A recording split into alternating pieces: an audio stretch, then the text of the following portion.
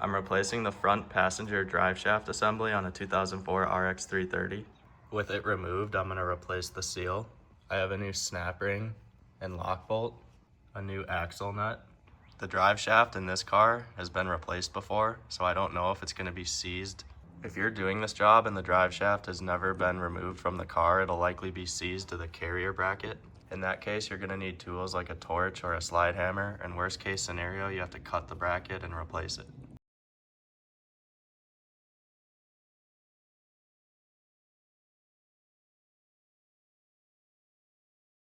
If you're reusing the axle or rebooting it, make sure you unstake the nut before taking it off so it doesn't chew up the threads. I use a Dremel and shave off the stake part completely to avoid damaging the threads at all. I'm gonna take the knuckle completely out because I'm replacing the wheel bearing at the same time, but you don't have to just replace the drive shaft. First, take off the brake caliper and bracket, then take out the wheel speed sensor and undo the brake line and sensor wire from the strut. Next, undo the 2 nuts and 1 bolt that connects the ball joint to the lower control arm. Then take the axle nut off, and you can slide this far enough out to get the spindle out of the hub. Next, take the snap ring and locking bolt out. You could try to jack up this side of the car high enough so when you remove the old drive shaft, you don't lose any transmission fluid. I prefer to have more room under the car for the seal replacement, so I'm just gonna collect what falls in a bucket and replace it with new fluid. I got the old drive shaft out. It was a battle. In the end, I had to put this torch on the bearing for about 5 minutes straight, and then I was able to get this pry bar in here and hammer the other end with a hammer. That eventually got it moving a little bit, so then I took the bigger pry bar and put it between the carrier bracket and this part of the drive shaft and was able to get a lot of leverage and get it free. I completely destroyed the drive shaft bearing getting it out. I don't think it's possible to remove this bracket with the drive shaft still in it. I have a brand new bolt and bracket here. For reference, this is how far into the engine block the bolt goes. If the drive shaft is truly seized and no amount of heat will get it out, then you probably have to make a cut somewhere around here, which would be a huge pain.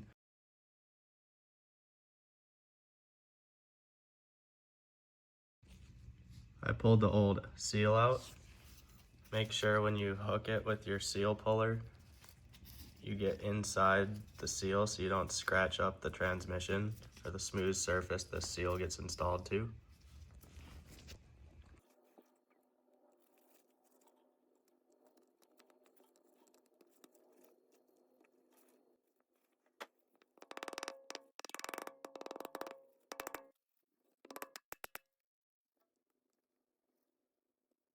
I got the carrier cleaned up and a coat of anti-seize applied, and I also got the new seal installed. I got the new drive shaft installed, the new snap ring installed using pliers like this, and the lock bolt installed and torqued to 24 foot-pounds. The lock bolt has a little rubber piece on the end of it, so make sure you get the old rubber piece out of the hole if it detached from the old bolt. I got the knuckle installed. Found it easiest to put one of these top bolts in for the knuckle, and then I could kind of tilt it outwards. Then I put the drive shaft through the spindles. Once that was in place, I was able to use a pry bar and push the lower control arm down enough to get the lower ball joint studs in the holes. For torque specs, these top 2 nuts are 170 foot-pounds. The bolt and 2 nuts for the lower ball joint are 94 foot-pounds. And if you took the knuckle all the way out, this castle nut is 36 foot-pounds. The axle nut is 217 foot-pounds, and don't forget to stake it. I'm gonna take the car for a drive to make sure everything's good and then stake it afterwards. I got the brake caliper back on. The 2 bolts for the bracket are 79 foot-pounds.